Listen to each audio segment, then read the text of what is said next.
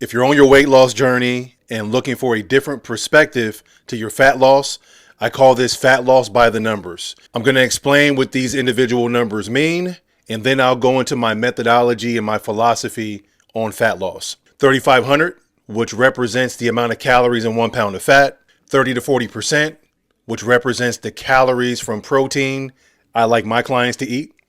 20 grams, which represents grams of fiber. 8,000 to 10,000, which represents daily steps. 40 grams, which represents eating under 40 grams of sugar per day. 15, which represents the number of reps in an exercise to where when you average that, it's time to increase the weight. 15 grams, which represents saturated fat, aka the bad fat. And then minus 500, which represents the calorie deficit of the amount of calories you're going to reduce from your maintenance. So let's start with 3,500 calories. This number is important because this reminds me, and also I remind my clients, is going to take time to lose fat, not just weight. You don't just burn off 3,500 calories quickly. This takes time. Now, as a coach, I'm always mindful that healthy weight loss is 1 to 2 pounds of fat per week.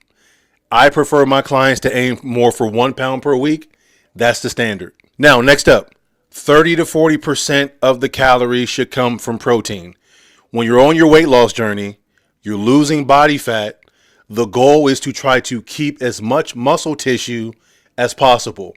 So 30 to 40% of our total calories coming from protein will ensure not only that we maintain as much muscle as possible, but we can also build as much muscle as possible, assuming that we're weight training progressively the right way. 20 grams of fiber. This is important because when we're on our calorie deficit, we want to remain full and we want to make sure we can eliminate waste as well. Typically, the average adult will need about 20 grams of fiber per day. Steps, 8,000 to 10,000. Based off studies, anywhere between 8 to 10,000 steps per day is an active lifestyle. This has been proven through science that if you can reach this number of steps per day, you should not have too many issues with losing weight. Granted, if your calories are in order and you're in a deficit. Next up, we have 40 grams of sugar.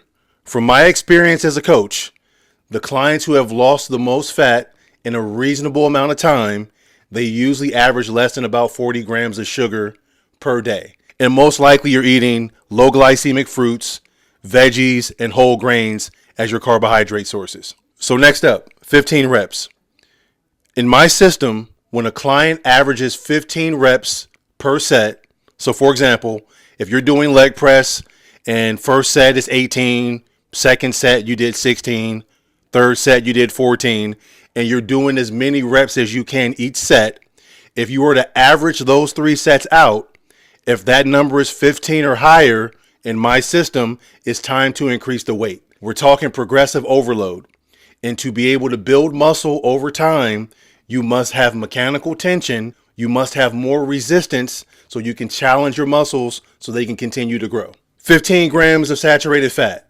This is the bad fat. So when I look at a client's MyFitnessPal, if they're at or below 15 grams of saturated fat, I know they're eating really clean, minimal fast food, minimal fried food, not as much red meat, not as much whole fat. They're eating relatively clean. And especially if they're a client that might have high cholesterol, having that saturated fat at a low number is going to help contribute to their overall health. And then last but not least, 500 calories, which is usually the deficit that I'll give a client once I figure out their maintenance calories.